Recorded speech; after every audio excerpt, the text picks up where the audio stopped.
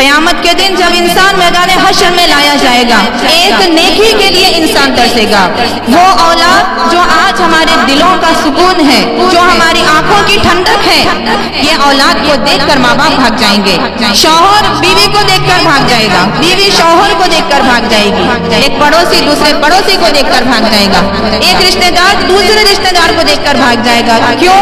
اس ڈر سے کہ کہیں میری نیکیاں اس کو نہ دینا پڑے، کہیں یہ لوگ میری نیکیاں کھینچ نہ لیں۔ افراتفری کا ماحول میدان حشر میں ہوگا۔ نیکی کی اہمیت کا اندازہ اس بات سے بھی لگایا جا سکتا ہے کہ میدان حشر میں جب انسان کے اعمال تولے جائیں گے، صرف ایک نیکی کے بڑھنے کی وجہ سے انسان جنت کا مستحق ہو جائے گا، اور ایک گناہ کے بڑھنے کی وجہ سے انسان جہنم کا مستحق ہو جائے گا۔ عزیز سامعات کرام، نیکی کرنا آسان ہے، نیکی کو بچا لینا بہت ہی مشکل ہے۔ اندازہ لگائیے کہ نیکی کتنی قیمتی چیز ہے۔